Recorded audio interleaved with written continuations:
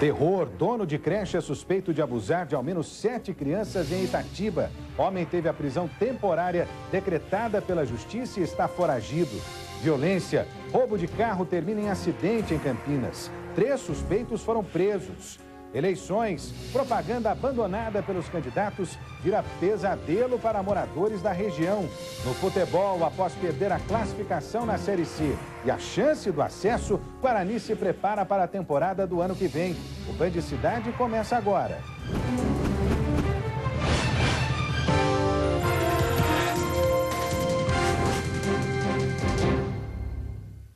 Boa noite. O Band Cidade de hoje começa com uma história que chocou a cidade de Itatiba. Pelo menos 7 crianças podem ter sido abusadas pelo dono de uma creche montada informalmente para atender famílias de baixa renda. Os casos começaram a ser relatados à polícia em maio, mas à medida em que o tempo passou, novas vítimas entre 13 e 8 anos de idade relataram detalhes dos abusos aos pais. A polícia já pediu a prisão temporária do suspeito.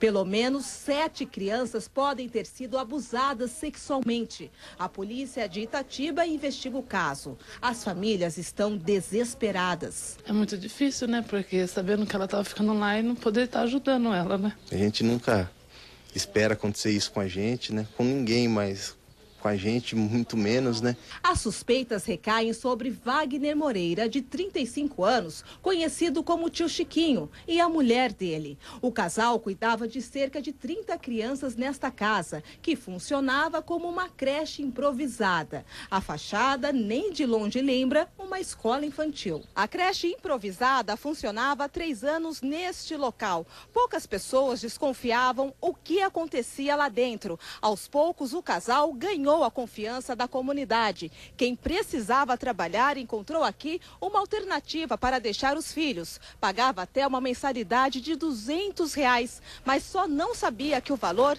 custaria bem mais caro. As crianças que ficavam aqui têm entre 3 e 8 anos de idade. Elas contam que também eram ameaçadas. O caso só foi descoberto porque a filha de 3 anos de Josivan contou ao pai o que aconteceu.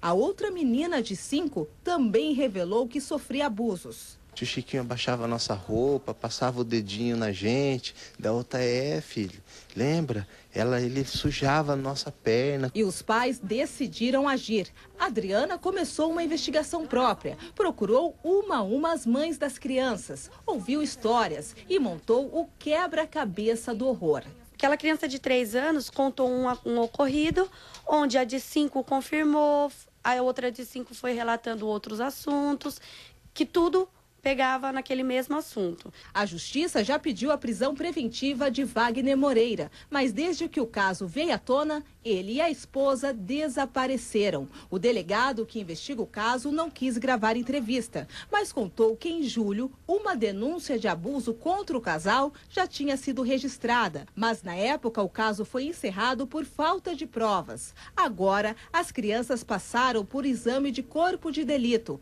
O laudo do IML deve confirmar se houve abuso ou não. Em conversa com nossa equipe, o delegado Paulo Eduardo Zuiani disse ainda que são fortes os indícios de violência sexual. As mãos que não param revelam o nervosismo desta mãe. Por um ano, a filha dela ficou sob os cuidados de tio Chiquinho. A menina sempre reclamava de dores nas partes íntimas. Ela reclamava de dor para fazer xixi e que estava ardendo. E faz 6 meses que ele voltou. Inclusive, na segunda-feira, minha filha reclamou de dor para mim. Agora precisamos correr atrás, né? Porque como que vai fazer para essas crianças de 3 a 8 anos conseguir apagar isso da memória? Eu não sofri isso, mas eu imagino como que vai ser pro resto da vida deles levarem isso na cabeça, né? E segundo os pais, os sintomas do trauma já começaram a aparecer. Com medo, a filha de Gessilene não quer mais sair de casa. Ela tem medo de todos, ela tem medo de ficar perto dos outros, né? E na escola ela não tá querendo ir mais. E diante dos relatos dos filhos, os pais pedem agora socorro da justiça. Eu não tô vivendo e só vou voltar a viver na hora que esse monstro for preso. Destruiu a infância das nossas crianças, que nunca vai esquecer. A Vara da Família de Piracicaba divulgou dados sobre as prisões por falta de pagamento de pensão alimentícia na cidade. São cerca de 60 casos por mês, ou mais de 700 por ano. Dos casos referentes à área de direito da família que chegam nesse escritório de advocacia, quase metade é por falta de pagamento de pensão alimentícia. Eles subestimam realmente que a justiça chegue a concluir um mandado de prisão. Mas a justiça tem sido ágil nesses casos. Em Piracicaba são feitas cerca de 60 prisões por mês. O número chega a mais de 700 por ano de pessoas que têm a prisão decretada. O prazo médio gira em torno de 30 dias, a contar da data do ajuizamento do pedido e até a decretação da prisão, no caso da justificativa do devedor não ser acolhida. Não existe um valor ou percentual pré-estabelecidos para a pensão alimentícia. O que é levado em consideração são as condições de quem paga e as necessidades de quem recebe. A cota de 1/3 do salário líquido serve apenas de parâmetro. Neste caso, a dívida é irrelevante. O que importa, segundo os especialistas, é o cumprimento. E, neste caso, ficar sem pagar da cadeia. De acordo com o juiz da 2ª Vara da Família de Piracicaba, em 90% dos casos não há reincidência. Por isso, a prisão acaba tendo um caráter educativo. O cumprimento dos 30 dias de pena não libera o devedor da dívida. A prisão só libera o devedor da dívida anterior à prisão. A partir do momento em que ele deixa a prisão, a obrigação alimentar continua e se ele atrasar ou deixar de pagar novamente, ele está sujeito a ser preso de novo. A Polícia Civil de Campinas investiga se a quadrilha que invadiu um banco e roubou o dinheiro dos caixas é a mesma que atacou outras 2 agências na região, em Hortolândia e Sumaré.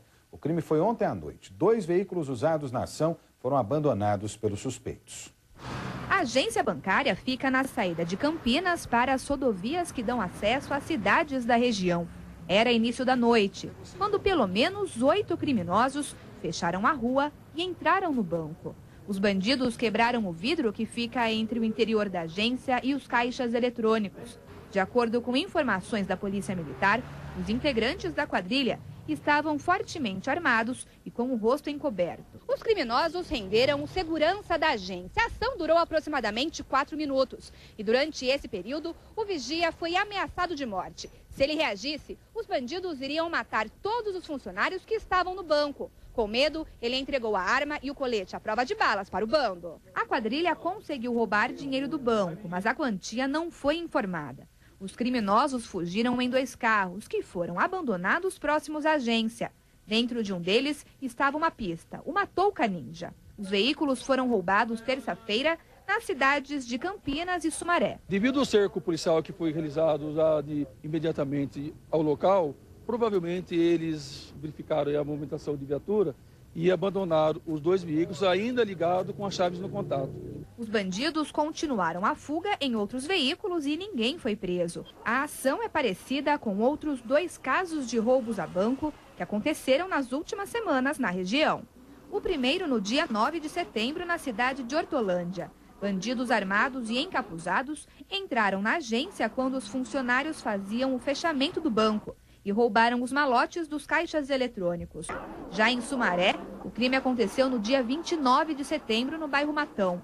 O bando foi surpreendido pela polícia militar, que fazia patrulhamento e houve troca de tiros. O integrante da quadrilha foi atingido de raspão no braço e acabou preso. O restante dos bandidos fugiu. A polícia acredita que todos os crimes podem ter sido planejados por uma mesma quadrilha especializada. Pelos modos operantes, há uma grande possibilidade. Agora, cá entre nós, 3 crimes em 3 agências do mesmo banco em pouco mais de 3 semanas. E os bandidos ficam confortáveis, né, pela impunidade. Talvez, né, por conta da falta de investimento na polícia, que não tem investigado, aliás, não tem esclarecido crimes por falta de estrutura e de gente aqui na região de Campinas. E a seguir aqui no Band Cidade, o primeiro turno das eleições passou, deputados e senadores foram eleitos, mas para trás ficaram as indesejadas propagandas que ainda estão espalhadas pela cidade.